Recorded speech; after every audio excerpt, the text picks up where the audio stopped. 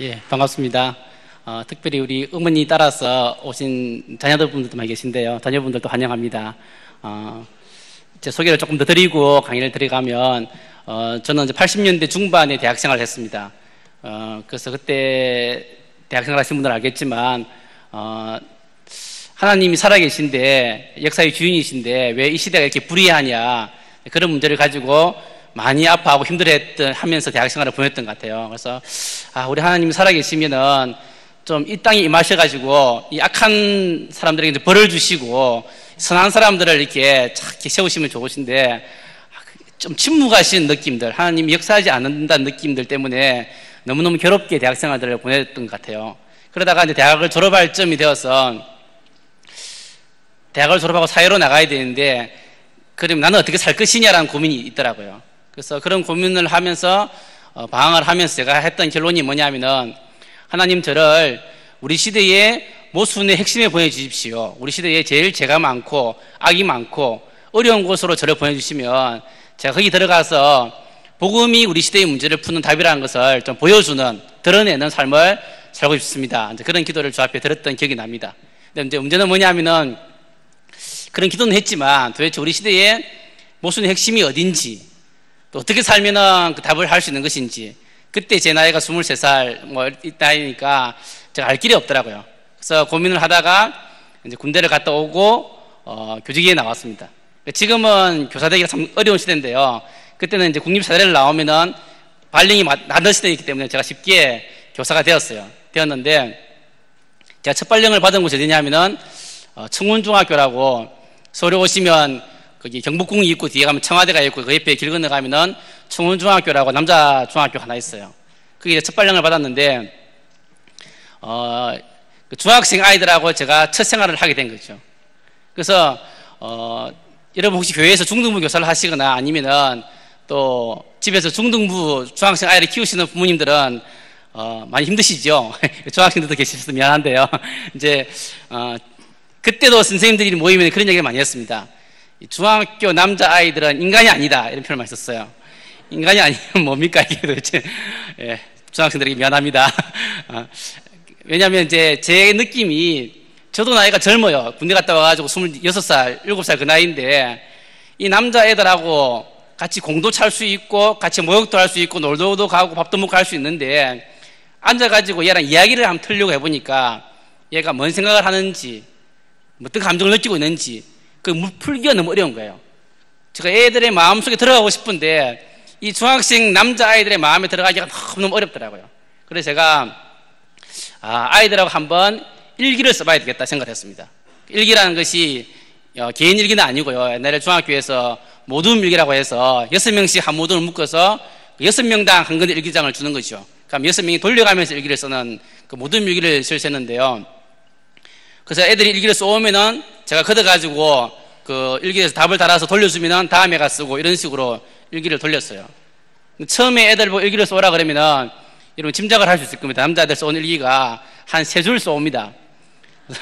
아침에 일어났다, 밥 먹고 학교 갔다 왔다, 게임하다가 잤다. 이런 건 이제 일기라고 써오는 겁니다. 써오면 제가 그 일기에 대해서 답을 한 10줄을 적어줍니다. 그 3줄에 대해서 한 10줄을 적으려고 해보십시오. 얼마나 힘든지. 하여튼 10줄 정도 적어주면 그 아이가 다음 아이가 써야 되는데 좀 미안하죠. 그러니까 4줄을 적어오기 시작합니다. 이렇게 하면서 이제 4줄, 5줄 좀 늘기 시작하고 저랑 신뢰관계가 쌓이니까 조금씩 자기 마음을 담은 일기를 쓰기 시작하더라고요. 근데 문제는 뭐냐면은 처음에는 저는 이렇게 생각했어요. 아이들이 왜 이렇게 성의가 없냐 이렇게 생각했는데 조금씩 자기 마음을 담은 일기를 써오니까 제가 일기에 답을 달기가 어려워지기 시작했어요. 왜냐하면 제가 그때 했던 결심이 뭐냐면은 아이들의 일기에 대해서 뻔한 답을 적지 말고 정직한 답을 적어주자라고 결심했던 겁니다. 차이점 뭐겠습니까? 뻔한 답과 정직한 답의 차이는 뭐겠습니까? 뻔한 답이라는 것은 이런 겁니다. 흔히 어른들이 말하는 정형화된 답이 있는 겁니다. 그래서 우리는 늘 아이들이 성의가 없다고 생각하는데 가만히 보게 되면은 어른들도 성의가 사실상 없어요.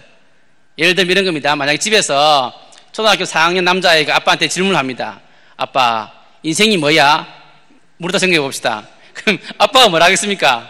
아빠가 엄마한테 물어봐 이러든지 아니면 야 이만 공부나 해, 막, 이렇게 하든지, 가만히 보게 되면 어떤 중요한 질문들에 대해서 정직한 답을 해줘야 되는데, 회피를 많이 하거나, 긋도는 걸 많이 합니다. 그럼 정직한 답은 뭐입니까? 제가 생각할 때는, 아이가 어리다고 해서 답을 못 해주는 게 아니라, 지금 내 나이에서 깨닫고 있는 인생의 진리가 있으면, 그것을 최대한 성의를 다해서 아이의 눈높이에 맞춰서 답을 해주는 것이 정직한 답이라고 생각했습니다. 예를 들면 이런 겁니다. 어떤 아이가 일기를 써왔는데 어제가 수능 시험 날이었다. 우리 형이 시험을 봤는데 고생을 하더라. 나도 3년 후면 대학을 가야 되는데 대학 갈 수 있을까 걱정이 된다. 일기를 써왔습니다. 중학교 2학년이나 3학년 아이가 대학 입시를 걱정하겠습니까? 안 하겠습니까?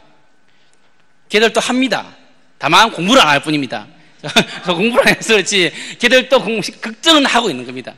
그러면 그 일기에 대해서 제가 답을 적어줘야 되는데 뭐라 적으면 되겠습니까? 뻔한 답은 이런 겁니다.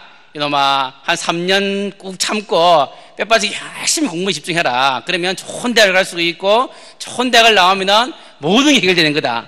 이게 이제 어른들이 말하는 뻔한 답입니다. 그러나 사실은 정직한 답은 아닌 겁니다. 왜냐하면 그 아이가 3년 꾹 참고 공부할 수 있는 아이가 아닐 수가 있겠죠. 또 그렇게 해서 좋은 대학 갖다 치십시다. 대학생 걱정이 없습니까? 대학생은 대학생의 걱정이 또 따로 있는 거죠. 좋은 대학 간다고 해서 모든 인생의 문제가 다 풀린 건 아닙니다. 상당한 부분을 포괄할 수 몰라도. 그러니까 그 자체가 그 정직한 답은 아닌 겁니다.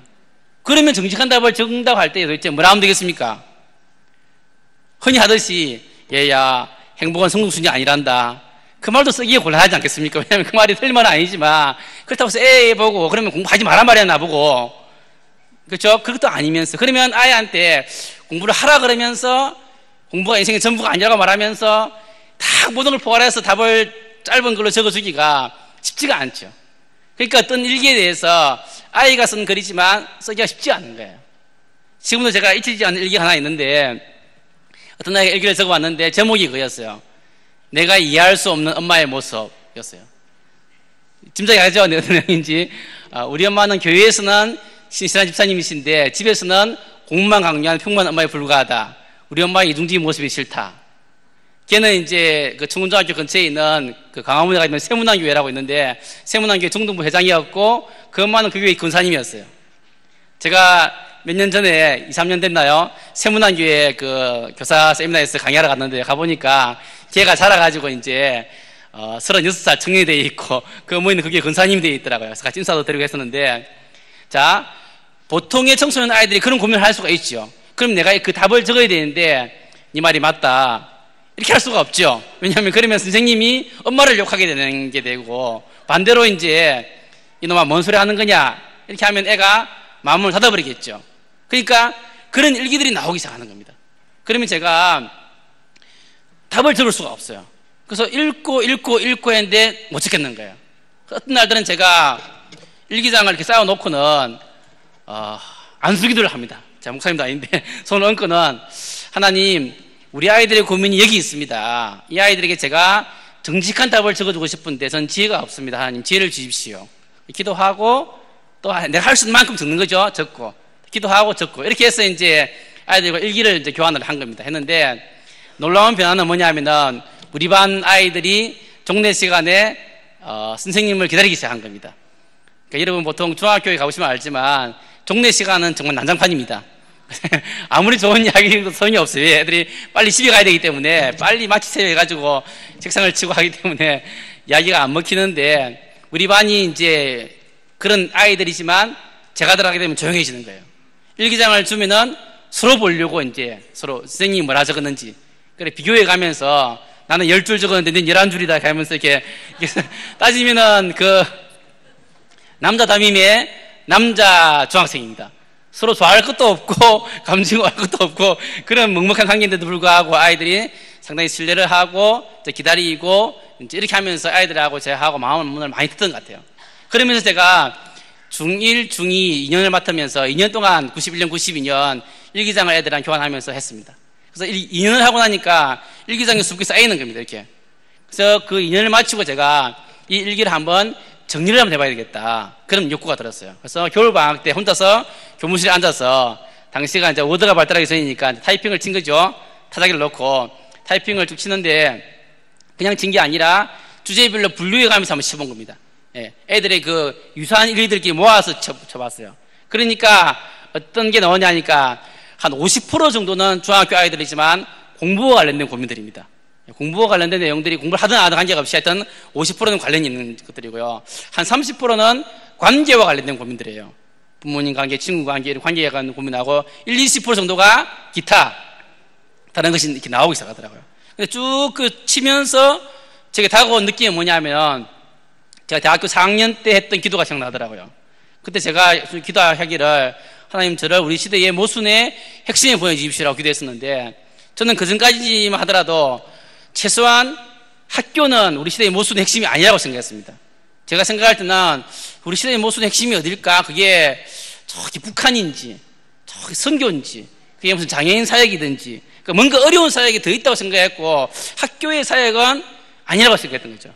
저도 늘 생각하기에 지금은 내가 교사로 있지만 하나님이 다른 곳으로 부르시면 가야 되겠다 이런 생각을 늘 하고 있었는데 일기장을 읽으면서 든 생각들은 뭐냐니까 그런 게 아니구나. 이 아이들이 하고 있는 이 고민과 이 아이들이 하고 있는 이 아픔이 곧 우리 시대의 모순의 핵심이라는 걸 제가 알게 된 겁니다. 그렇다면 내가 시대의 모순을 찾아서 멀리 바라볼 것이 아니라 지금 내게 주어져 있는 이 아이들의 고민과 아픔에 응답을 한다 그러면 내가 하나님 앞에서 응답하는 삶을 살 수 있겠구나. 그 마음이 들면 제가 다시 무릎 꿇고 기도를 했습니다. 저로서는 제 2의 어떤 소명의 시간이었는데요. 기도하면서 하나님 그렇다면 제가 이 아이들의 아픔에 응답하겠습니다. 그렇게 기도하고 제가 지금까지 교사의 삶을 살고 있고 기도 교사 운동을 하고 있는데요. 문제는 이제 저도 교사 생활을 하다가 27년, 28년 해왔고 오래 학교에 있었는데 교육의 문제가 풀리지가 않는 겁니다. 풀리지가 않고 모순이 더 심화되는 것 있죠. 너무 마음이 아픕니다. 그래서 이제 제가 이런 생각이 나더라고요. 제가 고등학교 때 저는 이제 마산에서 고등학교를 나왔는데 고등학교 이제 저 때도 다 야자를 했죠. 밤에 야자하고 하다가 이제 공부하기 싫으면 친구랑 둘이 나와가지고 이제 이야기 나누면서 우리나라가 참 후진국이기 때문에 우리가 이런 야만적인 교육을 갖고 있다. 그렇지만 우리가 어른이 될 때는 선진국이 될 거 아니냐. 우리가 선진국이 되면 우리 아이들은 이런 교육을 시키지 말자.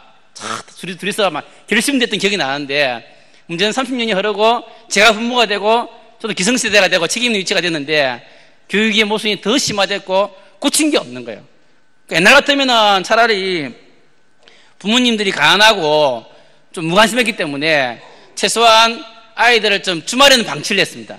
그렇죠. 학교에서만 야자를 했지 토요일 오후부터는 좀 자유로웠어요.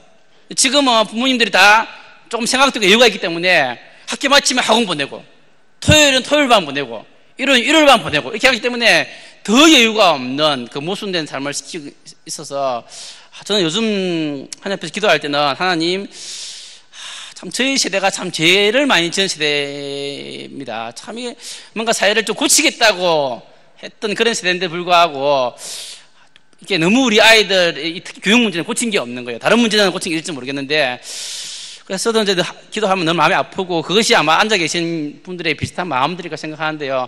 다만 제가 오늘 드리고 싶은 이야기는 이 교육의 문제라는 것이 한국 사회 전반적인 구조적인 문제와 연결되어 있지 않겠습니까? 그래서 쉽지는 않지만 다만 그렇지만 이 한계 내에서 그러면 이 한계 내에서 기독인 부모님들 또 교회 교육이나 이런 부분들을 우리가 어떻게 할 것이냐의 부분들은 여전히 고민이 필요한 부분이 아닌가 생각해서 저는 오늘 이 시간은 제가 구조적인 문제는 건드릴 수가 없는 것이고요.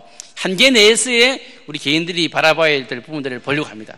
그래서 제가 유인물 나눠드린 것은 아이들이 쓴 일기입니다. 주로 오래된 일기도 있고 최근 일기도 있는데요. 아이들이 쓴 일기 보통 중학생이나 고등학생 초에 있는 아이들이 쓴 일기를 제가 모았는데요. 오늘은 시간이 제한되기 때문에 다른 것들은 다 건드릴 수가 없고 공부 문제만 다루려고 합니다. 아까 말했듯이 공부가 아이들의 고민의 50%이기 때문에 공부라는 문제를 우리가 어떻게 건드릴 것인가의 문제가 좀 중요한 문제인데요. 세 가지로 나눠서 제가 설명할 겁니다. 하나는 공부의 목적, 공부의 의미를 어떻게 설명할 것인가. 두 번째는 공부와 자아인식의 문제, 공부로 성적의 문제하고 내가 누구냐의 문제. 세 번째 문제는 공부와 고통의 문제. 세 가지를 제가 나눠서 설명하려고 하는데요. 첫 번째, 이 공부의 목적 부분을 제가 먼저 한번 보려고 합니다.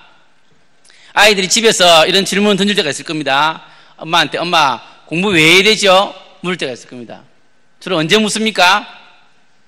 예, 공부하기 싫을 때, 아니면 성적이 안 나올 때, 때려치우고 싶을 때 저는 묻죠. 근데 공부를 왜 하냐고 이렇게 질문을 할 때에 흔쾌히 답을 하기가 좀 쉽지는 사실 않습니다. 복잡한 문제인데요. 제가 주로 중학교에 많이 근무했었는데, 중학교에 있으면서 아이들에게 수업 시간에 많이 묻습니다. 애들한테. 얘들아, 너희들 공부 열심히 하는데 공부 왜 하니? 이렇게 물어보게 되면 애들이 한 세 부류로 나눠집니다. 첫 번째 부류는 아무 생각이 없는 애가 있습니다. 그냥 아무 생각이 없고 아무 공부도 안 하고 그런 아이가 한 부류가 있고요. 두 번째 부류는 선생님 이유가 있나요? 엄마가 하라니까 하죠. 한 친구가 있습니다. 그 친구는 이제 엄마를 위해서 해주는 거죠. 그 친구도 아무 생각이 없는 겁니다. 자기 생각은 없고 엄마가 하라니까 좀 그래도 착하니까 해주는 정도의 아이가 좀 있고요. 마지막 세 번째 부류는 뭐라 하냐면은 선생님 공부 잘해야 잘 살죠 라고 답하는 친구가 세 번째 부류인데요. 그 친구들은 그나마 생각이 좀 있고 공부 좀 하는 친구들입니다. 그러나 공부 잘해야 잘 살죠라는 답도 썩 만족스러운 답은 아닙니다. 틀린 말은 물론 아닌데 만족스러운 답은 사실 아니기 때문에 저는 그래 이런 생각이 들 때가 좀 있어요. 제가 중학교 근무할 때에 제 옆에 인문계 고등학교 하나 있었는데 제가 한 번은 인터뷰를 갔습니다. 그래서 인문계 고등학교 가가지고 인문계 고등학교에서 전교 1등한 친구를 붙들고 제가 물었어요. 너는 공부를 왜 하냐? 그 친구의 답이 명품입니다. 선생님 저는 솔직히 말해서 한 3년 뼈빠지게 공부해가지고 일평생 편하게 살려고 합니다. 답하더라고요. 야, 역시 전교 1등이다 싶더라고요. 자, 그래서 그 친구의 이야기를 들으면서 저건 아닌데라는 느낌이 들지만 어느 누구도 그건 아니라고 말하는 사람이 없는 겁니다. 왜 없습니까? 현실이니까. 우리 현실을 정말 담보하고 있기 때문에 그걸 또 아니라고 말하는 사람도 없는. 그러니까 제가 생각을 해봤어요. 그 친구가 서울대를 갈 텐데 전교 1등이니까 그럼 서울대를 가봅시다. 서울대를 가보니까 서울대생이 다 그렇지 않겠지만 다수의 서울대생은 이런 생각을 하는 겁니다. 내가 머리가 좋아서 내가 공부 열심히 해가지고 우리 엄마가 학원비 대줘가지고 내가 서울대를 왔는데 내가 서울대 나와가지고 좋은데 취업해가지고 나와 내 가족을 위해 살겠다는데 뭐가 문제냐? 그런 생각을 가진 사람들이 서울대에 모여있고 우리 사회 지도층으로 올라가는 겁니다. 그러니까 그 사람이 물론 부정은 안 하시더라도 그 생각 자체가 너무나 사적인 거죠. 그러니까 내가 열심히 해서 내가 투자해가지고 내가 잘 살겠다는데 뭐가 문제냐라는 생각을 가진 사람들이 우리 사회에 지도층이 되는 겁니다. 그러니까 공적 의식이 전혀 없는 교육을 시키고 있는 거죠. 네가 공부한다는 것이 우리 사회하고 어떤 의미가 있는지에 대해서 우리가 전혀 설명하지 않습니다. 학교는 특히 그렇습니다. 그래서 제가 드는 생각이 그렇다면 우리가 흔히 학교는 공교육이고 학원은 사교육이라 그러는데 솔직히 말하면 학교도 사교육이고 학원도 사교육인 겁니다. 그죠? 학교나 학원이나 학교는 나라에 돈을 대준다는 차이뿐이지 사실상 학교에서도 야, 너 잘 되라고 공부하는 거야. 남자라고 공부하는 거 아니야. 라고 이야기하고 학원도 그 이야기하고 집에서도 그 이야기하고 그러니까 남도 좀 좋아야 되는데 너 좋아라고만 공부하라는 것만 우리가 이렇게 아이들을 시키고 있는 거죠. 그러면서 우리가 또 인성이 나쁘다, 이직이다 이렇게 말하지만 사실상 그렇게 몰아가고 있는 게 상황인 겁니다. 그런데 문제는 뭐냐면 일반 세상은 그렇다 칩시다. 세상이니까. 그러면 도대체 교회는 뭐라고 가르치냐는 것을 우리가 다시 돌아볼 필요가 있는 것 같아요. 왜냐하면 우리가 흔히 교회를 정의할 때에 이런 여러 정의를 하지만 이렇게 설명할 때가 있죠. 교회는 대한사회다. 혹은 교회는 대항사회다 이런 표현을 씁니다. 뭐냐면 세상의 가치관이 있는데 세상의 교회 가치관과는 다른 대안을 제시하거나 아니 세상의 가치관에 대립되는 가치를 가르치는 것이 교회다. 그 교회의 생명이고 교회의 진리라고 말할 때에 그러면 도대체 교회는 왜 공부해야 된다고 가르치냐는 것을 물어볼 필요가 있는 것 같아요. 뭐라고 가르칩니까? 우리 내일교회는 뭐라고 가르치죠? 저는 이제 여기가 예장 합동측 교회라고 잘 알고 있는데요. 저는 이제 예장 고신척 교회에 살아왔어요. 그래서 고신척은 합동측하고 친척 비슷하게 보수적인 교회 다니는데요. 제가 어릴 때 많이 듣고 자란 답은 그거였어요. 하나님의 영광을 위해서 공부해야 된다. 그런 이야기를 많이 들었습니다. 맞는 말입니까? 틀린 말입니까? 예, 맞는 말이죠. 맞는 말은 분명히 맞는데 문제는 그게 아이들에게는 답이 안 되는 겁니다. 왜 답이 안 되냐 그러면은 아이들은 그 말을 들을 때 어떻게 이해하냐면은 공부를 잘해야 하나님께 영광이 되겠구나 라고 이해해버리는 겁니다. 마치 뭐가 비슷하냐면은 그 박주영 선수가 골 넣고 나면은 기도 세레머니를 합니다. 멋있죠? 하나님께 영광 돌리는 거 맞죠? 그렇지만 그거는 박주영만 할 수 있는 거죠. 왜냐하면 축구 선수인데 신앙이 좋은데 국가대표에 한 번도 못 뽑힌 사람인데 뭐 너무너무 많을 거 아니겠습니까? 연예인들도 마찬가지. 연예인들도 아이들이 그리는 그림은 연예인들도 연예대 상식 할 때에 하나님께 영광을 돌리는 연예인들이 많이 있죠. 예뻐 보이죠. 제가 제 기억에 남는 사람은 4년 전인가 5년 전인가 개그우먼 신보라가 대상 받을 때 보면은 그 개그우먼 신보라의 그 신앙 고백이 그 시상 소감이 3일째 하나님을 찬양하더라고요. 그래서 제가 느낌이 야, 쟤는 참 시상이 됐다 느낌이 들더라고요. 근데 문제는 그것도 신보라만 할 수 있는 겁니다. 개그맨인데 시상이 좋은데 유명하지 않은 사람이 너무너무 많겠죠. 몇 년 전에 연예인들이 자살을 많이 해가지고 연예인 자살을 방지하기 위해서 연예인들 기도 모임을 많이 만들었습니다. 그런데 개그맨 기도 모임도 있습니다. 제가 개그맨 기도 모임을 한번 가봤었는데요. 개그맨 기도 모임에 300명 정도가 모이더라고요. 개그맨들하고 개그맨 데리고 가는 사람들하고. 내가 딱 가보니까 내가 아는 사람이 딱 3명밖에 없더라고요. 내가 안다는 교수는 뭐겠습니까? 개콘에 한 번이나 나와야 알겠죠? 297명은 무명인 거예요, 무명. 이름도 없이 등장을 못한 사람들인 겁니다. 그러면 그 297명은 어떻게 합니까? 그러니까 이런 겁니다. 하나님의 영광을 위해서 공부하라고 하면 우리가 흔히 공부를 잘해가지고 내가 좋은 대학에 붙어야 영광이 된다라고 생각했을 경우에는 한편으로 몇 명 아이들에게는 힘을 주지만 다수의 아이들에게는 뭘 줍니까? 좌절을 주는 말이 되는 겁니다. 아, 나는 공부를 못해가지고 하나님 영광을 가리겠구나. 이런 느낌을 주는 겁니다. 그런 느낌 받은 적 없습니까? 제가 한 번은 그 페이스북에다가 하나님의 영광을 위해서 공부하라는 말의 의미가 도대체 무엇일까 해서 글을 하나 올린 적이 있었는데 누군가 댓글을 달았더라고요. 선생님, 저는 중고등학교 다닐 때에 공부를 못했는데 하나님의 영광을 위해서 공부해야 된다는 말을 들을 때마다 자기가 영광을 가리는 것 같아가지고 죽고 싶은 적이 참 많았다는 겁니다. 그러니까 자기가 대학 졸업하고 이제는 10년이 지나고 지금은 좀 풀렸는데 그 아픔을 적어놨더라고요. 실제로 그렇게 이해하는 경우가 많죠. 그러다 보니까 교회에서 어떤 일이 발생하냐 하면 애들이 신앙생활을 잘 하다가 고2까지 고3 되면서부터 교회를 안 나온 친구가 생기기 시작합니다. 공부한다고. 그러면 교회에 전화하겠죠. 어머니 왜 교회를 안 보내십니까? 라고 하면 어머니가 하는 이야기가 뭐냐 하면 좋은 사람 생각해 보세요. 우리 애가 지금 고3인데 열심히 공부해서 좋은 대학에 붙어야 하나님께 영광이 되지 떨어지면 무슨 망신이냐고 이렇게 하면서 하나님의 영광을 위해서 교회를 안 보내는 겁니다. 그럼 도대체 하나님의 영광은 도대체 무엇입니까? 하나님의 영광을 위해서 교회를 안 보내는, 그러니까 자기 합리화의 독을 많이 쓰죠. 또 교회에서 어떤 일이 발생하냐 하면 이런 게 발생합니다. A와 B가 있는데 둘 다 신앙생활을 잘했어요. 고3이 되었습니다. A는 고3 때도 열심히 교회 나오고 신앙생활 잘 하면서 공부한 친구가 있고, B는 고3 때는 교회도 안 나오고 그냥 학교만 나가고 이렇게 입시 준비를 했어요. 대학 입시를 치렀습니다. 누가 좋은 대학에 붙었겠습니까? A가 붙어주고 B는 떨어져 버리면 교회의 정의가 이루어지죠. 교회에서 후배들이 보더라도 아, 저렇게 하면 되는구나 생각하면 될 텐데 그런 경우도 있지만 반대의 경우도 많이 발생하는 겁니다. 그렇죠? B가 붙고 A가 떨어진 이유가 있습니다. 그러면 A는 부끄러워서 고개 숙이고 있고 B는 막 잘난 척하면서 돌아다니면서 집사람들 축하를 받고 이렇게 합니다. 그러면 후배들이 볼 때나 교회 고등부가 보기에 이게 되지도 않는 겁니다. 그러니까 저는 이제 중고생 때부터 늘 의문이 있었어요. 저게 뭐 도대체 뭐냐, 뒤에 도대체 뭐냐 이런 생각을 하면서 대학에 진학했고, 대학 다닐 때 이제 교육학을 전공하면서 교수님에게 물었습니다. 교수님, 제가 조금 있으면 교사가 돼야 되는데 아이들에게 공부를 왜 해야 된다고 가르쳐야 되겠습니까? 답을 주십시오 하니까 제가 다니던 대학에서 제일 유명한 교수님이 계셨는데 그분이 이런 이야기를 하나 해주더라고요. 그래서 그분은 이제 크리스찬은 아니신데 제가 한 가지 이야기를 좀 하고 넘어가 볼게요. 켜주십시오. 그 교수님은 이제 일반 분이기 때문에 우화를 하나 들려주는데요. 이런 걸 하나 들려줬어요. 옛날에 조물주가 살았다는 겁니다. 그분은 예수 안 믿는 분이니까 조물주라고 표현합니다. 근데 이 조물주가 세상을 만들고 사람을 만들었습니다. 사람에게 도움을 주기 위해서 이 조물주가 자기 신하들을 시켜가지고 인간에게 도움을 주기 시작합니다. 첫 번째 신하가 담당한 것이 뭐냐면 농사를 담당한 신하였습니다. 사람들에게 농업 기술을 전수해 줬으니까 도움이 되겠죠. 두 번째 신하가 담당한 것이 기술을 담당한 신하였어요. 그러니까 농기구나 수레바퀴를 만들어 줬습니다.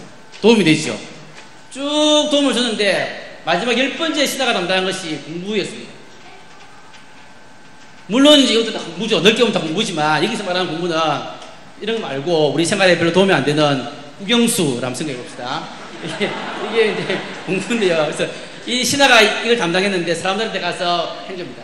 얘야 공부를 해라 했습니다. 사람들이 묻겠죠. 왜 해야 됩니까? 물어보고. 신하가 딱히 설명할 길이 없는 겁니다. 이 좋은 건데 딱히 설명할 길이 없어요. 그래가지고 그냥 해 좋은 거니까. 그러니까 사람들이 아무도 안 배웁니다. 이유가 없는데 어떻게 배웁니까? 이 신하가 자기 임무를 실패하고 하늘로 올라가기 시작합니다. 조물주님 제가 공부를 가르치려고 했는데 안 배웁니다. 지혜를 주십시오 하니까 조물주가 지혜를 주기 시작했습니다. 동시에 지혜임의 동시에 이것이 거짓말인데요. 사람들한테 가서 이런 거짓말 하면 된다. 이게 뭐냐니까 네가 공부만 잘하면 돈도 많이 벌고 공부만 잘하면 네가 명예와 권력을 준다 그래라.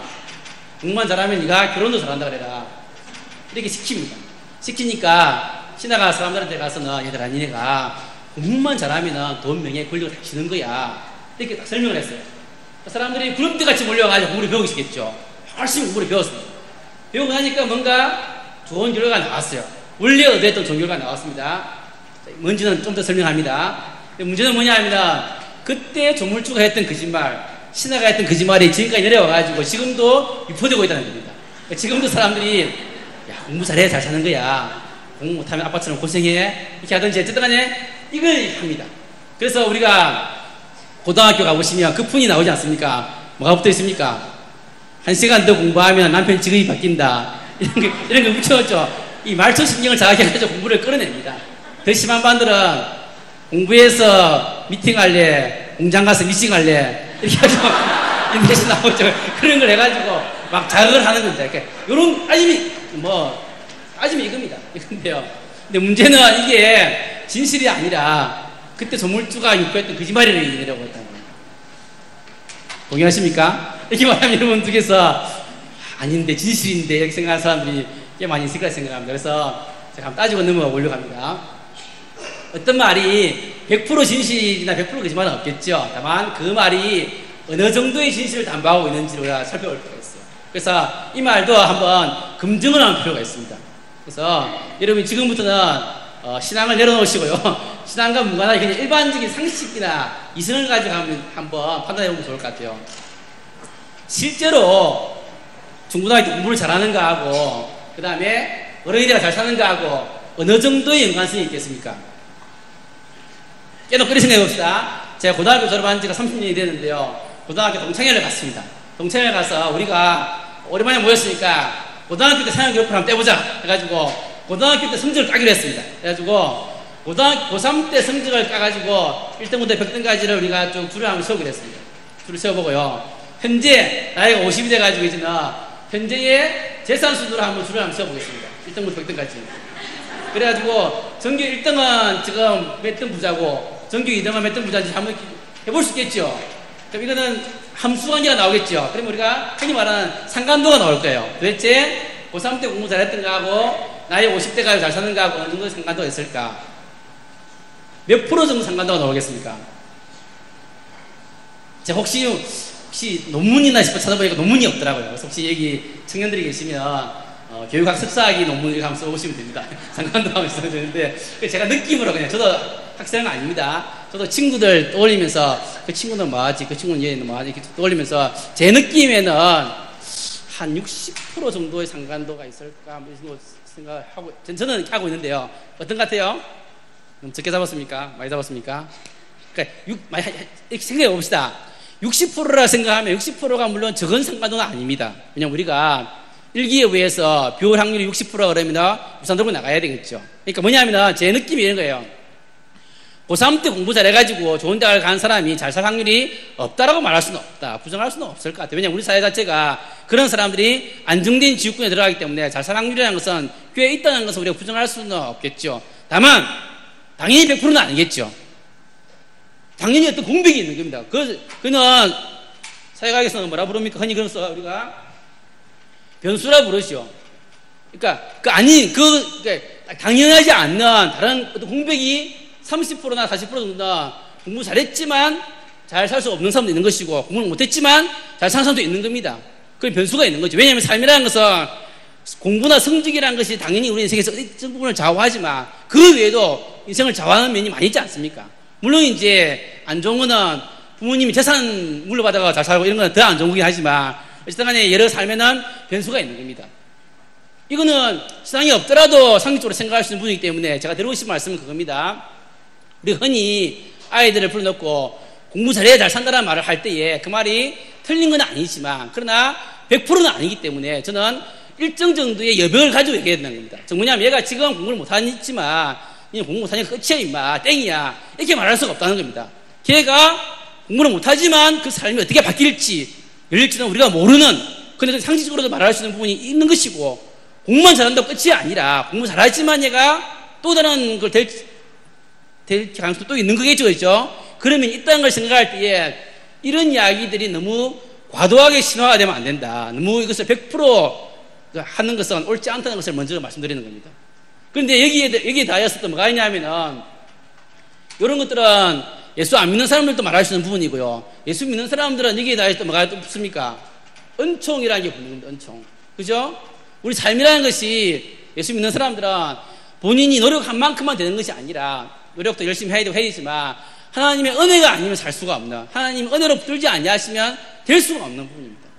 제가 인생을 돌아보니까 느끼시는 것들은 정말 인생이 하나님께 잘 보여야 되는 것이구나. 잘 보여야 된다는 것이 복을 받기 위해서 막 이렇게 하는 것이 아니라 참 그게 하나님의 은혜가 아니면 될 수 없는 부분이 또 너무 많이 있는 거예요. 좀 이따 저희 집 아이들 얘기도 하겠지만 저희 막내가 지금 고등학교 2학년인데 제가 중3이 딱 되니까 공부를 안 하려고 하더라고요. 아빠 나 공부 안 해. 그래가지고 뭐든 어쨌든 학교 생활만 땡하고 아무것도 안 하려고 하는 거예요. 그래서 걔랑 좀 싸우다가 제가 대신에 얘기했으면 얘야 그러면 공부도 안 해야 되니까 아빠랑 1년 동안은 금요기도회에 매주 가자. 그래서 네가 금요기도회에 매주 가면 아빠가 네가 학원을 안 가도 되고 공부를 안 해야 되니까 해주겠다 이렇게 약속을 했어요. 그러니까 1년 동안은 금요기도회를 나랑 같이 다니고 그래서 공부 안 하고 학교 마치고 나면 좀 자유롭게 좀 지냈습니다. 제가 생각했던 것은 뭐냐니까 공부를 열심히 하면 좋지만 공부는 안 하더라도 얘가 1년 동안 금요기도에 가서 하나님 은혜를 좀 받았으면 좋겠다. 그 느낌이 들더라고요. 뭐냐니까 우리 인생에 있어 이런 것이 인생을 좌우하는 것은 맞고 공부라는 것이 어느 정도 있지만은 그러나 우리가 여기에 과도하게 매여서는 안 되는 것이고 그 여백은 늘 있는 것이고 또 하나님의 은혜를 받고 믿음의 기초에서 인생을 다지는 게 너무 중요하다는 것들을 먼저 제가 말씀드리고요. 그럼 도대체 요거는 그럼 뭐냐? 요거는 뭐냐? 그래서 요거는 교육학에서는 이렇게 표현합니다. 안목이라고 표현합니다. 뭐냐면 이런 거죠. 원래 공부가 주고자 했던 고유한 것들은 어떤 눈을 열어주는 겁니다. 공부는 모든 배움이라는 것은 그래 맞아 그렇네. 그래서 공부라는 것은 모든 것은 항상 배움이라는 것은 기쁨인 겁니다. 그래서 기독교적으로 보게 되면 하나님께서 원래 공부라는 것은 기쁘게 주신 겁니다. 배움이라는 것은 참 즐겁고 이렇게 주신 것들인데 왜 우리 아이들은 즐겁지 않습니까? 그러면 시험 보니까 그렇죠? 성적이 나오니까 안 즐거운 거죠. 지금도 여러분이 제 강의를 듣고 있는데 들으면서 맞아 그렇지 이런 생각을 하면서 기쁨을 누리고 계실 텐데요. 제가 끝나면 시험을 보겠습니다 라고 생각해 보십시오. 그러면 기분이 싹 상하면서 막 짜증이 확 나면서 긴장이 확 되면 지금부터는 재미가 없고 메모해야 되고 적어야 되고 외워야 되고 이렇게 하는 겁니다. 그러니까 아이들이 성적이 나오고 등수가 나오기 때문에 이 기쁨이라는 게 사라지는 것들입니다. 참 슬픈 현실이죠. 슬픈 현실인데 그래서 어쩔 수는 없는데 우리나라 상황에서는 최소한 아이가 어릴 때 유치원 때라든가 초등학교 저학년 때만이라도 저는 아이가 배우는 게 기쁘다는 느낌을 많이 주는 것이 참 중요하다. 그 살아가는 동안에. 그 다음에 애가 중고등학생이라 들어가 버리면 이미 이 기쁨이 굉장히 거의 없긴 합니다. 없지만 저는 저희 아이들을 키울 때 늘 했던 기도가 뭐냐면 하나님 우리 아이들에게 기쁨을 주십시오. 공부라는 이 공부를 6년 동안 이렇게 하면서 하기가 너무 고통스러운 겁니다. 그래서 하나님 이 아이에게 예백을 주시고 기쁨을 주십시오. 그 기쁨이 여러 가지 있겠죠. 걔가 좋은 선생님을 만나면 공부가 재미없다 하더라도 어떤 선생님은 정말 재미있게 아이들의 매력들을 끌어가시는 선생님이 있습니다. 그걸 만나면 기쁨을 느끼기도 하고요. 또 아니면 그 본질적인 건 아니지만 열심히 했는데 결과가 잘 나왔을 때도 기쁘기도 하고요. 수학을 풀었을 때 기쁘기도 하고 짬짬이 있는 거죠. 하나님 우리 아이에게 기쁨을 주십시오라는 기도를 참 많이 했었는데 어쨌든 하나님이 본질적으로 주시고 했던 것들은 배움이라는 것은 기쁜 거다라는 것들을 좀 생각해 두시고요. 세 번째 제가 한 가지만 더 드리고 싶은 이야기는 자, 여기까지 하는 이야기들은 예수 안 믿는 분들에게도 제가 하는 이야기들이고요. 예수 믿는 우리가 꼭 기억해야 될 것은 뭐냐면은 우리가 학교에서 배우는 공부라는 게 있지 않겠습니까? 그죠? 공부라는 것이 우리가 믿는 신앙과 무슨 상관이 있냐는 것을 살펴볼 때에 자, 우리 학교에서 국영수 사과를 배웁니다. 사과도 배우고 또 뭐 배웁니까? 은미채. 예. 뭐? 기가. 예. 빠진 과목 뭐가 있습니까? 도덕. 예, 저는 도덕생입니다.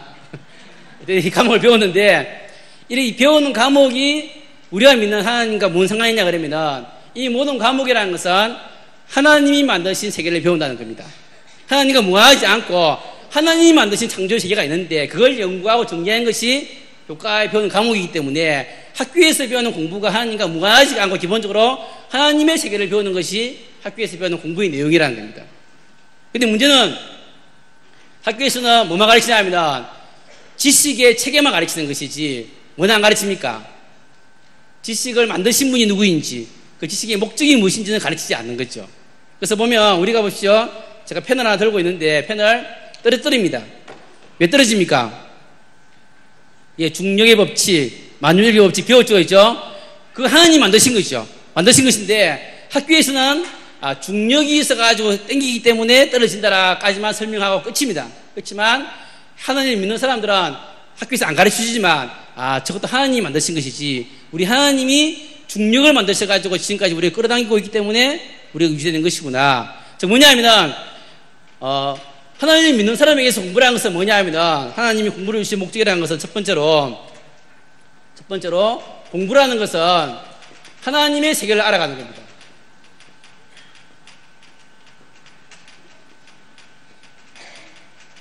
하나님 우리의 공부를 주신 목적이라는 것은 하나님이 내가 만든 세계다.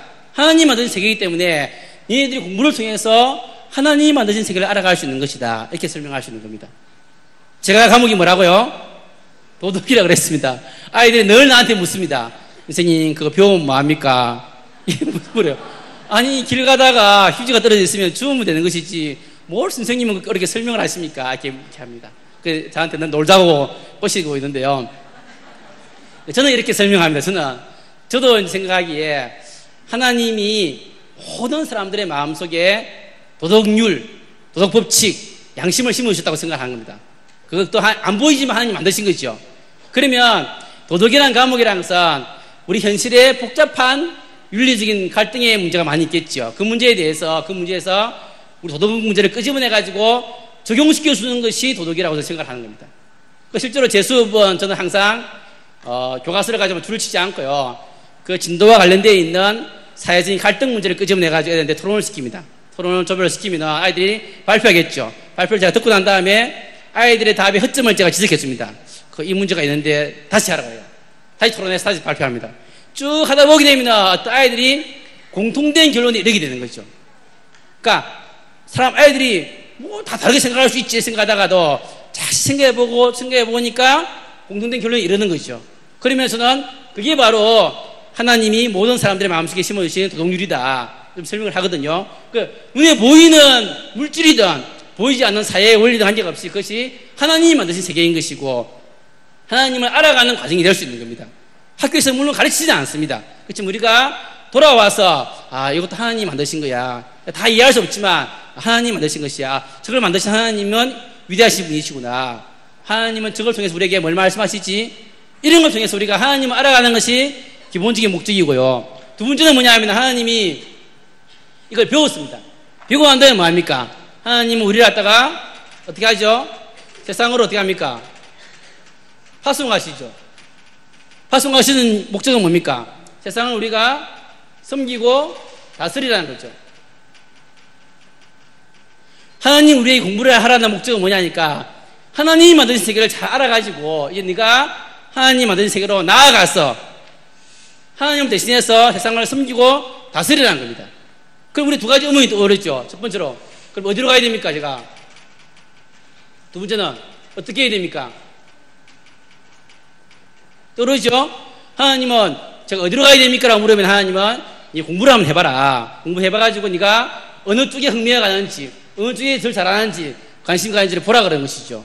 또 잘 다스리려고 하면 뭐가 필요합니까? 기술과 능력이 필요하죠. 하나님 다스리기 위해서는 기술과 능력이 있어야만이 잘 다스릴 수가 있는 겁니다.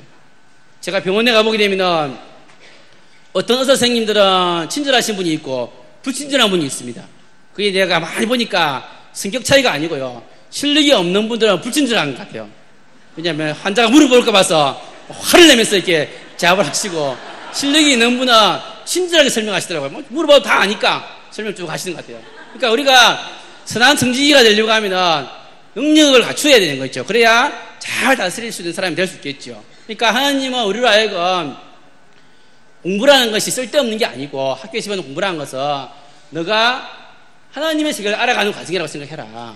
그 다음에 하나님은 그걸 통해서 네가 잘 갖추어서 하나님의 사람이 되어서 다스리기를 원하신다라고 설명하시는 것 같아요. 우리가 넓게 보게 되면 모든 직업이 다 하나님의 일이죠. 그죠?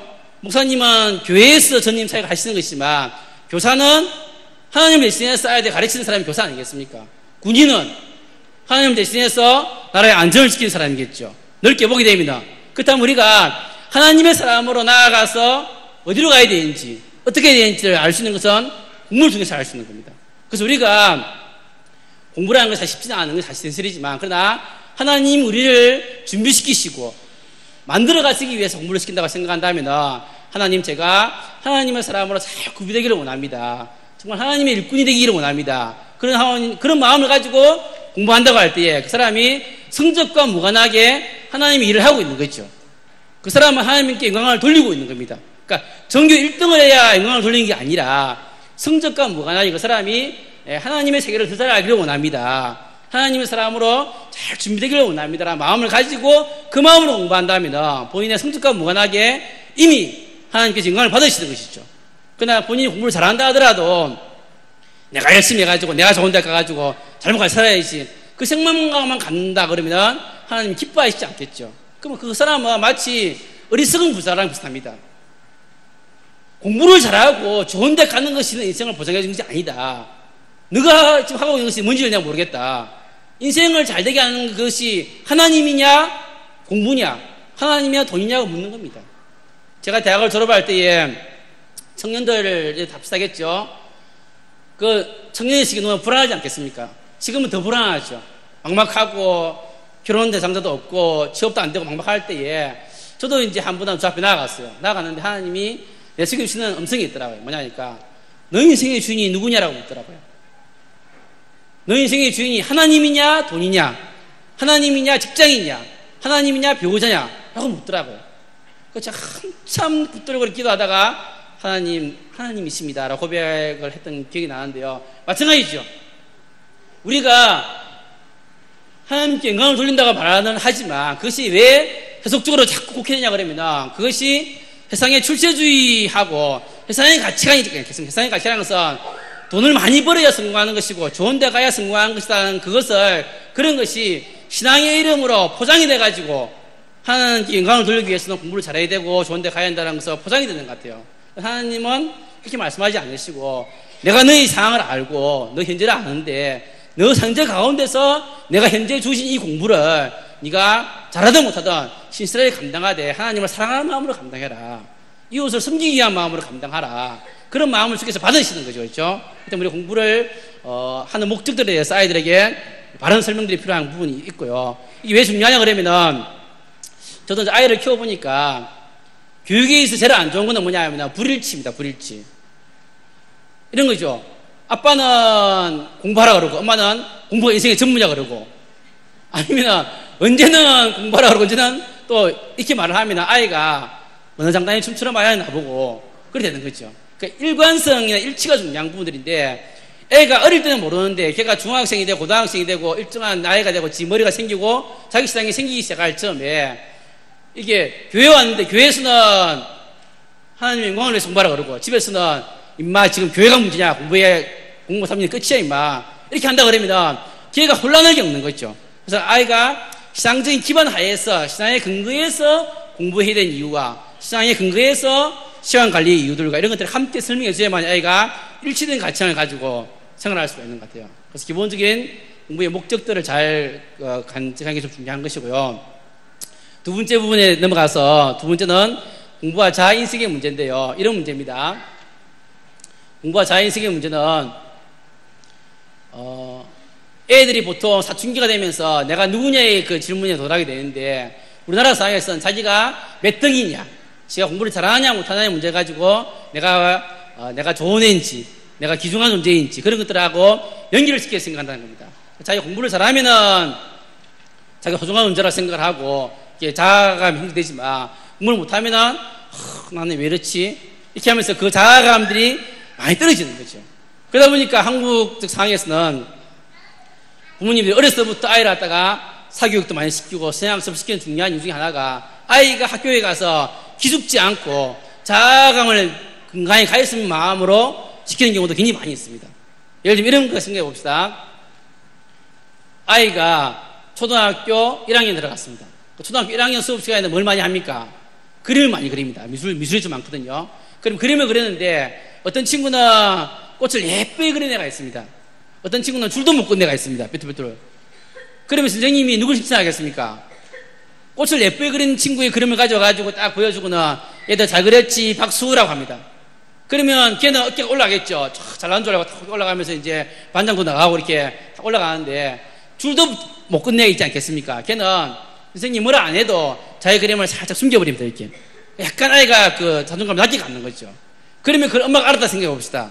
어떻게 하겠습니까? 7세반 때는 미술학원에 보내야 되겠구나 이렇게 생각하겠죠. 그러니까 미리 이제 그렇게 시키는 겁니다. 그래서 우리나라 상황에서는 초등학교 1학년 때 한글 교육과정이 들어있지만 왜 미리 다 가르칩니까? 그는 애가 학교에 들어갔는데 1학년 첫 시간에 선생님이 기형, 이형 설명을 하는데 이미 배우고 온 친구들이 많이 있는 거죠, 이미. 그죠? 그러니까 선생님은 기형, 이형 하고 있는데 애는 선생님 너무 쉬워요, 다 알아요 이렇게 해서 이렇게 하고 있는 겁니다. 그러면 걔는 괜찮은데 안 배우고 온 친구가 있을 거 아닙니까? 안 배우고 있는 친구, 얘가 정상이다 했으면 얘는 제 친구는 천재가 보다 기억을 들었는데 강하다고 해버리네? 나는 바보가 아닌가? 약간 그런 걸 느끼겠죠. 그럼 엄마 마음이 어떻게 했습니까? 빨리 어떻게 해서 유치원 때 한글 떼서 보내야 돼 생각하는 거예요. 그 2학년에 구단이 나오니까 1학년 때 구단 시키고 3학년부터 영어를 하니까 2학년 때 최소한 윤선생이라고 시켜가지고 이렇게 영어를 시키고 이렇게 해가지고 이제 이렇게 시켜서 하는 것이 물론 한국의 부모님들이 극성맞은 부분도 있지만 그러나 어떤 면에서는 최소한의 방어 체계랄까요? 그 아이가 기죽지 않게 하기 위해서 자아를 보호하기 위해서 이렇게 도와주는 측면도 사실 있는 거죠. 있는 부분들인데 문제는 뭐냐 하면 부모님이 일정 기간은 도와줄 수 있지만 도와줄 수 없는 나이가 오기 시작한다는 겁니다.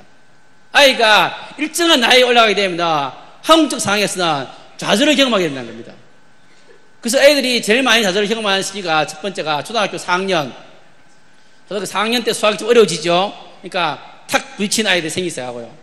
또 사춘기가 들어가게 되면 5, 6학년 되면 공부 안 하겠다는 애가 생기기 시작하죠. 엄마 말 안 듣고 이제 막 안 하려는 애가 생기기 시작하고. 또 좌절을 더 많이 하는 시기는 중학교 1학년 때 많이 좌절하죠. 왜냐하면 우리나라가 중학교 1학년부터 입시교육 체계에 들어가는 겁니다. 입시교육 체계라는 것은 뭐냐면 제한된 내용의 공부를 바싹 해가지고 딱 문제를 잘 풀어내는 능력을 입시체계에 잘 맞는 아이들이라고 부르는데 초등학교는 조금 자유롭고 여유가 있는 편이지만 중학교부터는 딱 그 체계로 들어가게 되는 겁니다. 근데 제가 중학교에서 보게 되면 이런 애가 있어요. 초등학교 때는 공부도 잘하고 반장도 하고 보이스카우트도 하고 뭐 전교장도 이렇게 잘했는데 중학교 올라와가지고 딱 이런 입시체계의 시험 보는 체계에 적응을 못한 애들이 있어요. 걔들은 상당히 많이 좀 좌절하게 되고 이렇게 어떤 일정한 시기에 하면서 쭉 올라간 애가 얼마나 있겠습니까? 이렇게 좌절을 겪으면서 올라가게 되는 부분이고 부모가 어쩔 수 없는 부분들에 부딪히게 되는데요. 문제는 제가 중학교 시기에서 아이들을 지도해 보면은 그 시기에 제일 중요한 것들은 애가 공부를 잘할 수도 있고 못할 수도 물론 있는데 부모와 아이와의 관계를 잘 유지하느냐가 관건이더라고요. 근데 왜 실패를 하냐 보면은 애가 중학교 올라왔는데 성적이 잘 안 나와요. 부모님 이런 말을 품습니다. 아니 내가 얘한테 돈을 안 대줬나 일을 하라 그랬나 공부하라 하면 되는데 공부를 안 하는 겁니다. 머리 나쁜 애도 아니고. 그러니까 엄마는 아빠는 구박을 할 수 있죠. 왜냐하면 얘가 아니, 머리도 좋은 애고, 열심히 다 대줬고, 일도 안 시켰는데, 공부를 안 하니까 나쁜 놈이죠. 그러니까, 구박을 하게 쓰고, 애는 이제 반발을 하게 되는. 그러다 보니까, 부모의 관계가 확 틀어져 버리더라고요.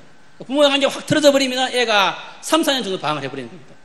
그럼 그것이 한참 오래 가더라고요. 그러지 않고 애가 공부를 안 할 수도 있고, 대들 수도 있고, 좀, 여러 상황이 부을 수 있는데, 그때도 부모님이 잘 수용해주면서 관계를 잘 유지하는 친구들은 짧게 방황하고 돌아오더라고요. 돌아오고서 다시 공부를 하거나 아니면 공부를 안 하더라도 다른 길을 찾거나. 그 시기에 그 부모님들이 그 아이와의 관계를 잘 유지해주는 부분이 굉장히 중요하더라고요. 제 이야기를 좀 하면은, 저는 이제 저희 집에 아이가 4명입니다. 그래서 넷을 키웠는데, 그래서 저희 집은 제일 큰 아이가 올해 대학원 들어가서 대학원생, 둘째는 대학 3학년, 셋째는 대학교 2학년, 넷째는 고등학교 2학년 그렇습니다. 저도 이제 입시의 아이들은 이제 계속 한 7, 8년 정도 계속 입시생들을 이제 키운 상황인데요. 저희 집 아이들을 제가 키워보니까, 저희 집 아이들 중에서도 공부 잘하는 애가 있고 못하는 애가 좀 있습니다. 있는데 제가 밝히지는 않습니다. 근데 이제 제가 딱 보니까 공부를 잘하고 못하고가 여러 요인이 작용을 물론 합니다. 작용하지만, 기질적으로 볼 때에 공부를 잘하는 기질은 이런 기질들입니다. 약간의 불안도가 있으면서 성실한 친구들이 있죠. 그 친구는 공부를 잘할 수 있는 기질들입니다.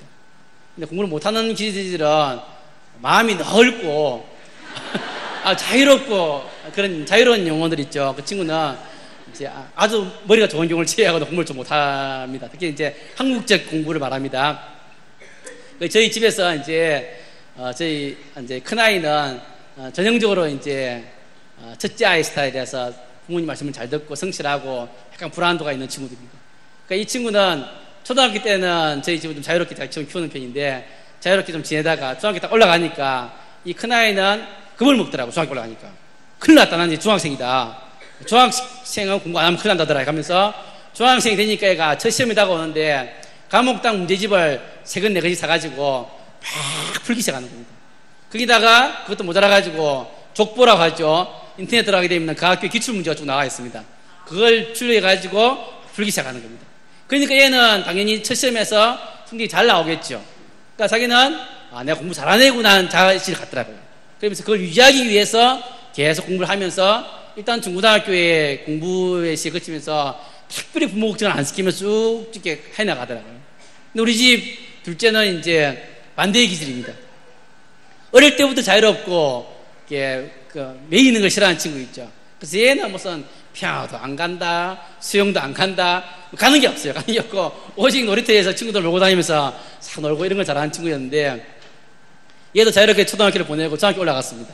올라갔는데 전혀 그걸 먹지 않더라고요. 중학교 생활은 전혀 그걸 먹지 않고 그냥 여전히 이렇게 있더라고요. 근데 시험이 다가오는데 아무것도 안 하고 있는 거예요. 그래서 제가 물었습니다. 뭐하냐 하니까 아빠 막막한 광야를 달린 느낌이라고 그러더라고요. 혹시 이해하십니까? 그러니까 그 전에 뭘 공부를 해야 뭘 할 줄 알 거 아닙니까? 전혀 안 하는 사람들은 뭘 해야 할지 전혀 모르는 거죠. 그래서 제가 이제 내일이 시험인데요. 그 전날 붙들고 앉은 겁니다. 앉아가지고 내일 보는 과목 세 과목을 꺼내라 했어요. 꺼내가지고 제가 줄을 쳐줬습니다. 요거 중요하다, 요거 풀어, 요거 외워, 이렇게 해가지고 일일이 체크해가면서 세 과목을 시켰어요. 그 과목들은 80몇 점을 받았습니다. 근데 이제 다음날하고 그 다음날은 제가 늦게 들어가니까 자고 있더라고요. 그러니까 이제 전혀 공부 안 하고 받는 성적이 있죠. 50몇 점 뭐 이런 성적을 받아보니까 한 중간 약간 이하가 성적이 나왔겠죠. 그죠? 그러니까 상당히 기분이 나쁜 거죠. 얘가 자존심이 상하면서 확 기분이 나빠하더라고요. 기분이 확 나쁘면 공부를 하면 될 거 아닙니까? 기분만 나쁘고 공부를 안 하더라고요. 그러면서 욕을 하기 시작합니다. 학교가 썩었니? 뭐 선생님 차별하니? 친구들이 이상하니? 이렇게 하면서 욕을 하기 시작하는 거예요. 제가 보게 되면 참 차이가 큰데, 큰아이는 아까 말했죠. 시험 기간이 다가오면 3번, 4번을 보더라고요. 보는데 너무 많이 불안한 겁니다. 3번, 4번 봤는데 제가 공부를 너무 안 했다는 겁니다. 공부를 너무 안 했대요. 그런데 이제 우리 둘째는 한 번을 제대로 본 적이 없습니다. 본 적이 없고 그냥 하라 그러면 이렇게 좀 한 10분 만에 다 보고 난 다음에 너무 많이 살 게 없다는 겁니다. 근데 이제 그런 그 차이가 있는데, 그러나 얘도 당연히 자존심 상하고 당연히 기분이 나쁘고 학교 가기 싫고 다 싫고 그 나이에 있지 않겠습니까? 그 얘가 참 많이 저랑 싸웠어요. 싸웠는데 우리 집은 아이들이 많기 때문에 아이들을 다 학원에 보낼 수가 없어요. 그래서 제가 늘 아이들한테 하는 이야기가 얘야 공부는 돈으로 하는 게 아니다 얘기 많이 합니다. 학원이라는 게 별게 아니고 본인이 하도록 도와주는 곳이기 때문에 니 혹시 학원 안 가도 친구들이 다 가니까 저기 보내달라는 겁니다. 안 가도 서점에 가면 좋은 문제집이 많이 있다. 사가지고 영어 듣기 하루에 1시간씩 하고 단어 50개씩 외우고 리딩 요거 쭉 풀고 이렇게 하면 되는 거다. 그래서 자꾸 이렇게 제가 이제 이렇게 공부하는 친구들은 학원 안 보내고 이렇게 하고 하다 보니까 우리 둘째는 학원을 보내게 되는 거죠. 왜냐하면 부모가 포기할 수 없지 않겠습니까? 전혀 안 하고 부모 성적이 안 되니까 보내는데 효과가 있겠습니까? 없겠습니까? 당연히 없겠죠. 왜냐하면 학교 공부 안 하는 친구가 학원 공부 할 리가 없고 아무리 좋은 선생님이라 하더라도 안 하는 친구를 당할 수가 없죠. 그러니까 이제 좀 하다가 말고 했는데요. 결국 1학년 때 방학을 하다가 얘가 1학년 마치고 1년 쉬기로 했습니다. 1년 마치고 얘가 1학년 마치고 1년 휴학을 했어요. 휴학을 하고 1년을 쉬었습니다. 학교에서 놀래더라고요. 왜냐면 아빠가 선생이라면서 자기 애를 휴학을 시키니까. 근데 제가 휴학을 시킨 이유는 제가 오랫동안 중학생을 지도해 보니까 그러니까 아이마다 속도가 다른 겁니다.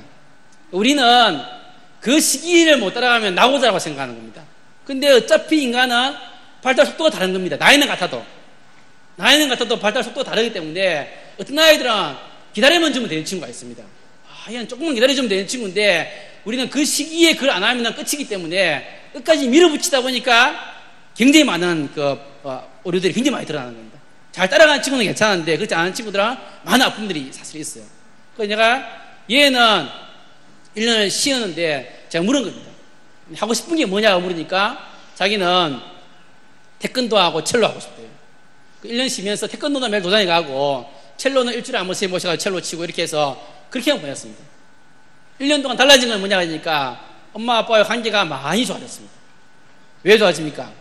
아침에 안 깨워도 되고 그다음에 밤에 무슨 판타지를 보든 뭐 웹툰을 보든 간섭할 필요가 없고 무조건 내버려두고 태권도와 첼로만 하고 뒹굴다가 뭐 이렇게 생활하고 1년을 하고 나니까 이제 학교 가고 싶어 하고 친구들 교복 입은 것도 부럽고 시험 보는 것도 부럽고 그래가지고 얘는 그 학교 다닐 수가 없잖아요. 그죠? 멀리 이사 가가지고 전학 가가지고 그 학교 가서 1년 끌고 다녔어요.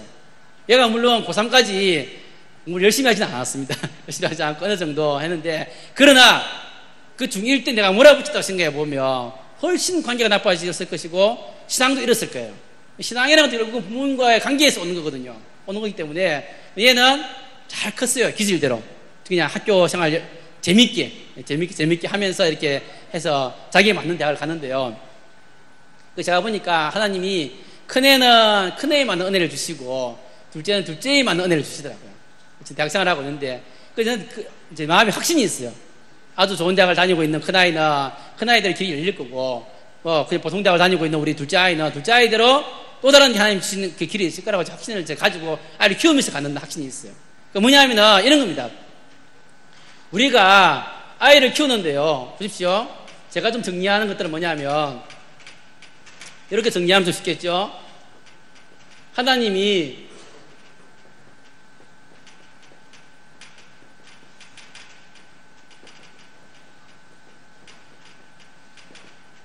첫 번째 명제는 뭐냐니까 하나님이 모든 아이를 다 사랑하신다는 겁니다. 하나님이 모든 아이를 똑같이 사랑하실 겁니다.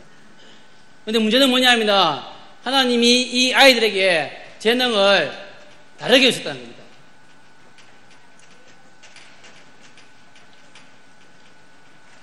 이 첫 번째 명제하고 두 번째 명제가 모순된 명제입니다. 그죠? 왜냐하면 하나님 모든 아이를 다 똑같이 사랑하시면 재능을 똑같이 주시면 됩니다.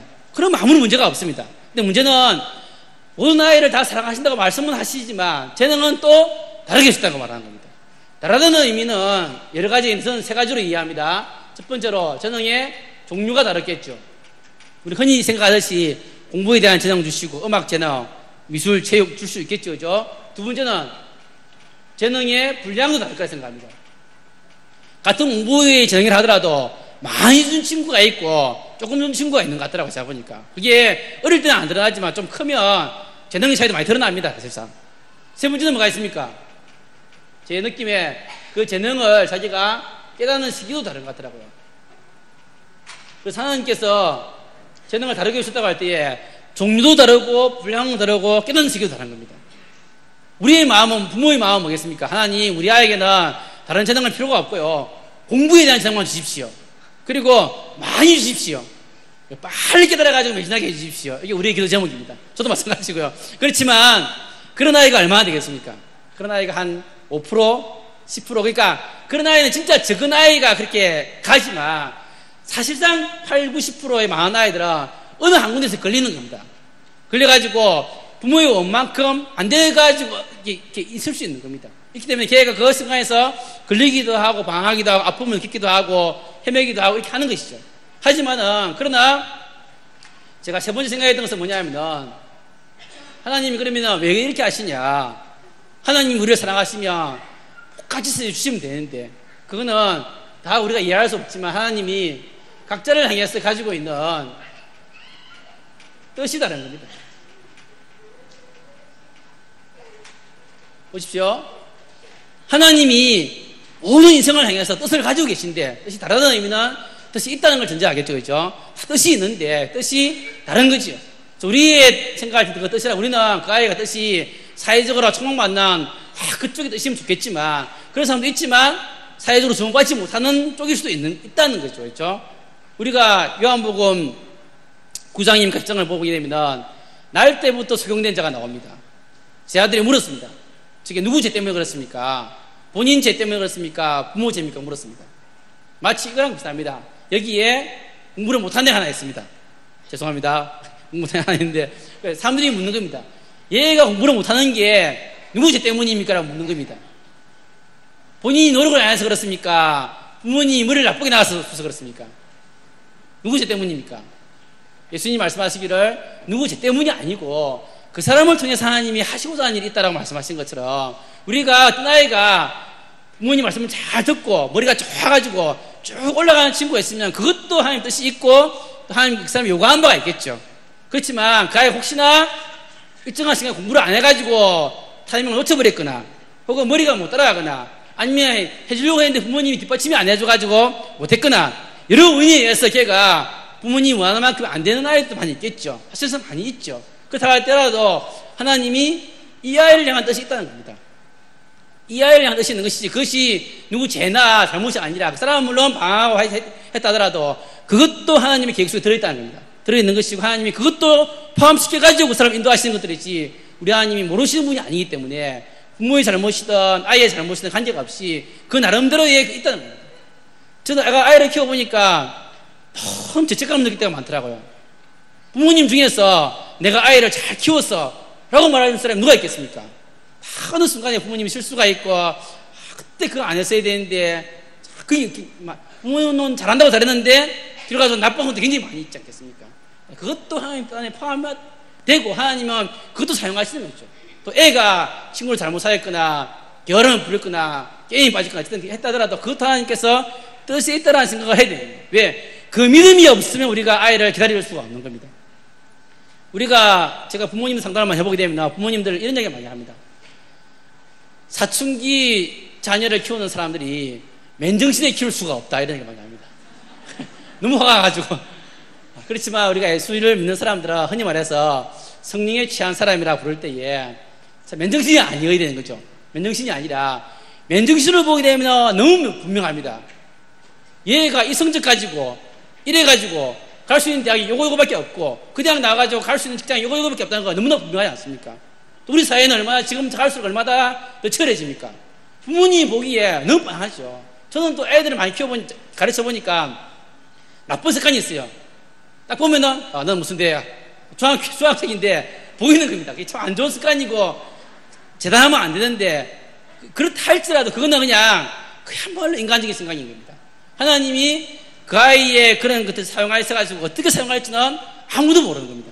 그래서 부모님이 믿음을 가지고 봐야 되는 것이고 믿음을 가지고 기도했어야만이 그 아이가 실제로 자라가는 것들이지 부모님이 세상에 같이 하니까 그 이성의 한계를 가지고 보면서 판단하고 제한해버리면 어떻게 그 아이가 그걸 뛰어넘을 수 있겠습니까? 그걸 보면 하나님께서 사람을 키워나가시고 인도하시는 방식이 참 오묘하더라고요. 그래서 어떤 경우는 사람이 본인이 잘하고 열심히 하고 잘 되는 부분이 있지 않겠습니까? 그게 하나님의 뜻을 이루어가는 길인 경우도 많이 있습니다. 있지만 반대의 경우도 상당히 있더라고요. 제가 보면 그런 분들이 있죠. 상담하시는 분들, 여기도 계실지 모르겠는데 상담하시는 분 보게 되면 자기 어릴 때부터 성격이 너무 좋아서 막 남을 상담해 주다가 상담가가 된 사람을 제가 본 적이 없습니다. 없고 그분들이 대부분의 경우에는 본인이 힘들었어, 본인이 내성적이거나 본인이 왕따 경험이 있거나 본인이 어쨌든 자기 문제가 많아서 자기 문제를 극복하기 위해서 열심히 공부도 하고 하다 보니까 전문가가 돼가지고 상담가가 되어 있는 거예요. 그러나 돌아보게 되면 그 사람만이 상담가가 될 수 있는 거죠. 왜냐하면 그 사람은 아픔을 아니까. 아픔을 모르는 사람이 어떻게 상담가가 되겠습니까? 바꾸고 생각하게 되면 그런 경우도 많이 있는 겁니다. 그런 것이 돈을 많이 벌거나 그러지 않을 수 있지만, 그러나 신앙 안에서 보게 되면 그 사람이 아파했던 거, 힘들었던 거, 좌절했던 것들 다 앞에 쓰임받는 것처럼 우리 아이가 내가 원하는 방식이 아니라 할지라도 하나님의 뜻 안에서는 분명히 있다라는 그 믿음, 그 믿음을 갖고 보는 부분들이 굉장히 중요한 것이고, 그것이 결국은 애들을 이기는 길이더라고요. 그러니까 보면은 애를 부모가 이길 수가 없습니다.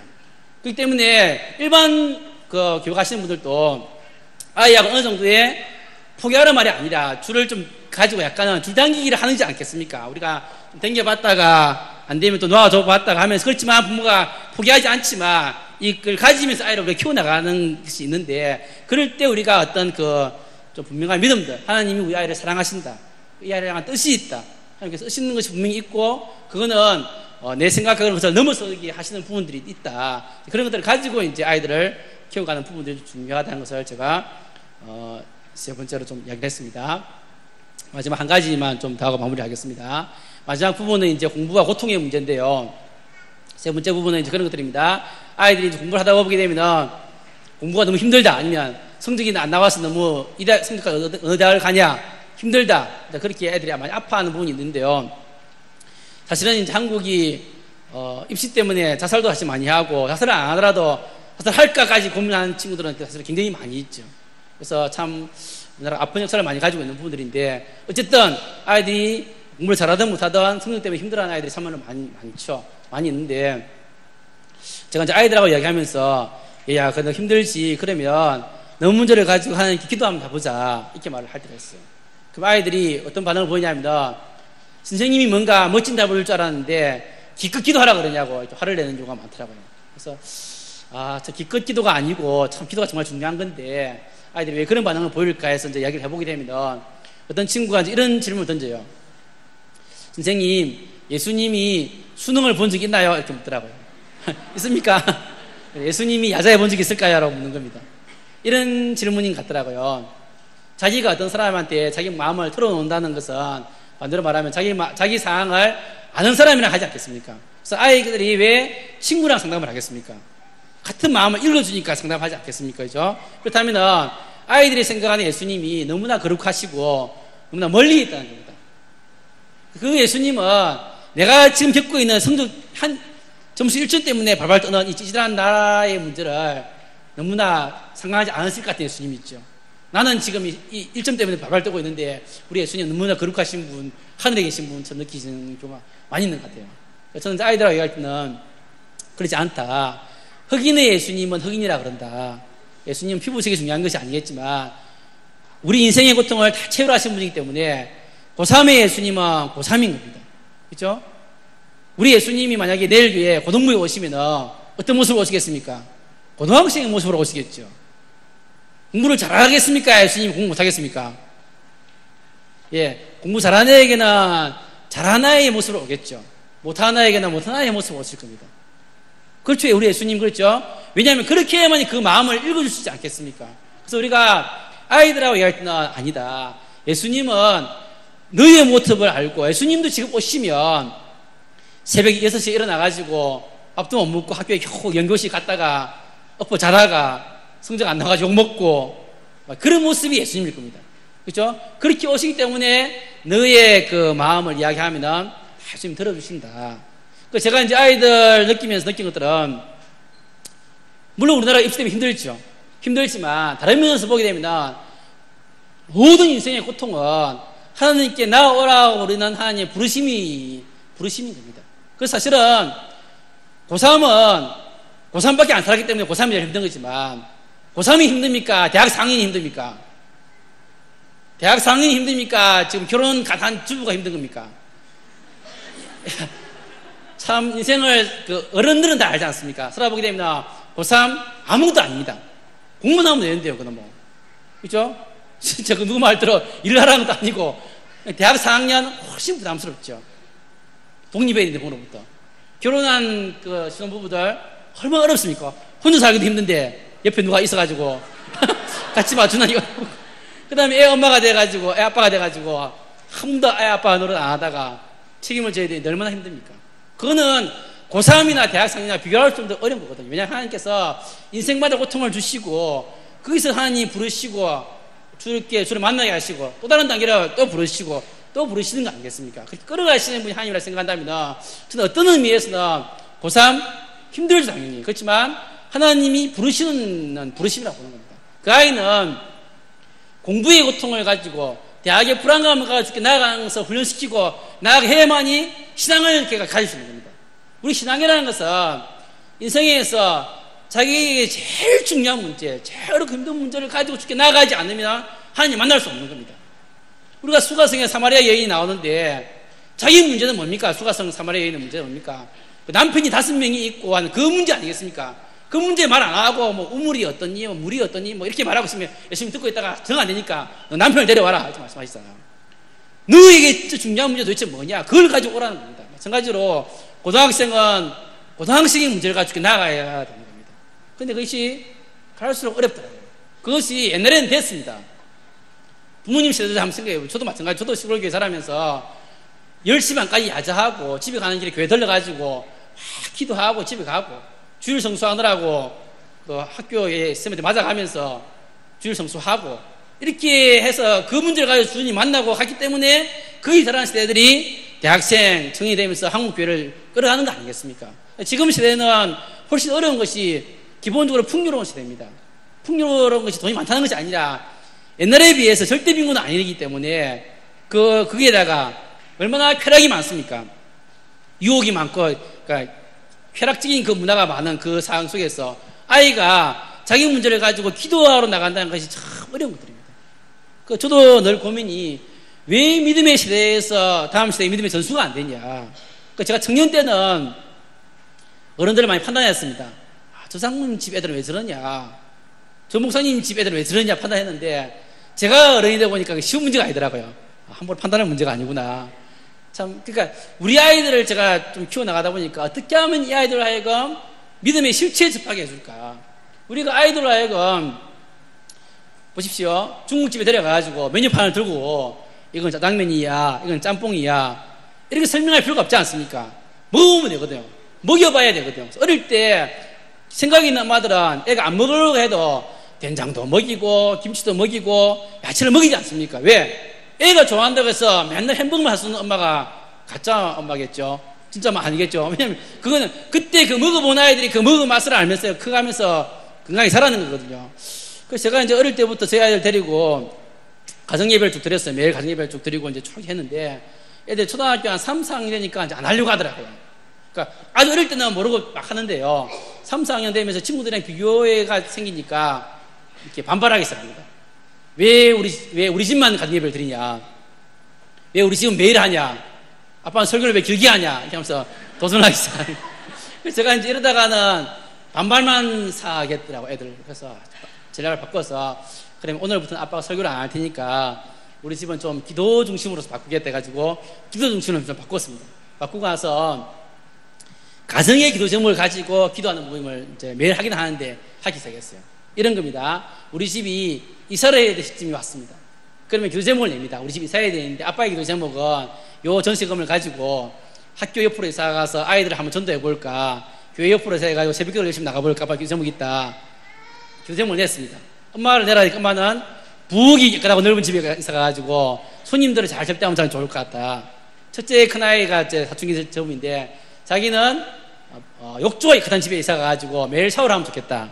쭉 제목을 내기 시작해요. 막내는 방이 4개인 집으로 이사 가가지고 자기 방을 주면 좋겠다. 이렇게 제목을 내기 시작합니다. 그럼 우리가 기도하기 시작하는 겁니다. 왜냐하면 하나님, 요 돈에 요 위치에 요 부엌에 방은 4개이고 욕조에 이런 집을 주시옵소서 이렇게 같이 이제 기도를 하면서 아이들이 같이 집 보러 다니는 겁니다. 집 보러 다니면서 하다 보면 딱 그런 집이 나와요. 그럼 아이들 느낌에 장난이 아니구나 이게 기도라는 게 느낌을 갖기 시작하는 겁니다. 뭐냐니까 우리가 신앙이 삶이라고 얘기할 때에 가정에서 드러난다 생각할 때에 뭐냐면 그 가정에서 일어나는 그 문제를 가지고 기도해서 하나님 어떻게 응답해 가신지를 그 맛을 보기에 맛보기를 보여주는 겁니다. 그러면 아이들이 자기 제목을 내기 시작합니다.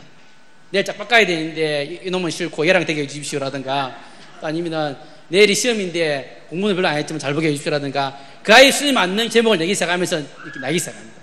조금 더 지나면 어떤 제목을 내냐면 이제 할아버지 우리 외할아버지 예수 안 믿는데 외할아버지 예수도 기도하게 되고 작년 같으면은 재작년입니까? 작년에 세월호 참사했으면 그 불쌍한 그 아이들 위해서 같이 기도하면 같이 기도하기도 하고 이렇게 거기서 우리 가정 또 우리 교회 어떤 집사님 넓혀가면서 같이 하면서 신앙이라는 것이 교회 가서 예배드리고 뭐 이게 신앙이지만 그러나 집에서 매일 살면서 자기가 부딪히는 그 문제를 가지고 주님 기도하는 그게 바로 신앙이라는 것을 하고 기도 응답들을 받아가야 되는 겁니다.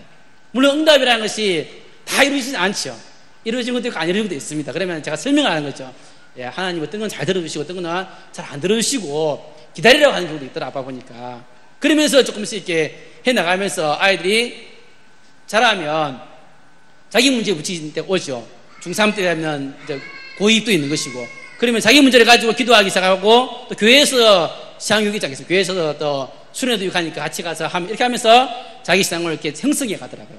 그러니까 저는 중요한 것이 그렇기 때문에 아이가 그 나이에 맞는 자기에게 있는 문제를 가지고 기도하도록 기도의 말씀을 느끼도록 했으면서 해나가고 그 위에 이제 말씀들을 붙이는 거죠. 그렇게 가정에서 해나가는 것이 굉장히 중요한 부분들이고 그렇다면 이제 우리 교회 교육도 마찬가지인데 저는 결국은 교회 교육도 마치 아이를 학원에 보내듯이 교회 교육에 맡기는 신앙교육 이런 식은 저는 안 된다고 보거든요. 그러니까 아이들이 학원을 끊듯이 교회도 끊어버리는 겁니다. 그렇죠? 그렇지 않고 부모가 교육의 책임이라는 생각을 꼭 하는 게 굉장히 중요합니다. 제가 주일학교 부장할 때는 우리 교회는 부모가 한 번이라도 주일학교 봉사 안 하는 집 아이들은 안 받는다 그랬어요. 제가 안 받을 수는 없죠. 안 받을 수는 없는데 왜냐하면 부모님들의 생각이 본인도 교사로 참여하면서 본인도 주체가 돼야 되는데 본인은 판단자가 돼가지고 이렇게 애를 왜 이렇게 못하냐고 이렇게 시게 돼버리면 이게 안 되는 거죠. 부모가 가정에서 충분히 신앙교육이 이루어지는 가운데서 교회는 그걸 묶어주는 역할들을 해야만 신앙교육이 이렇게 특히 요즘같이 옛날 같으면 수요 예배도 있고 오후 예배도 있지만 지금은 주일 오전에 딱 2시간 반밖에 없는데 그거 가지고 할 수가 없는 거잖아요. 그래서 최대한 부모님들이 참관 예배도 많이 해야 되고요. 그 다음에 수련회 같은 거 하게 되면 저는 이제 제가 부장할 때는 중고등부 수련회 하게 되면 마지막 날 밤에는 반드시 아빠들이 통닭이나 수박을 사주고 오게 합니다. 항상 아빠들 회사 마치고 9시 10시 오게 하면 마지막 날 저녁 기도에는 반드시 아빠와 아이가 손을 붙잡고 기도하도록 이렇게 합니다. 안 믿는 집 아이들은 할 수 없지만 믿는 집 아이들은 그렇게 해서 반드시 아빠들도 수련회 와서 아이랑 같이 하룻밤 새고 같이 붙들고 기도하고 이런 식의 그 부모의 책임들이 굉장히 중요합니다. 제가 좀 들어보니까 학부모 교실, 기도 학부모 교실도 하신다고 제가 들었는데요.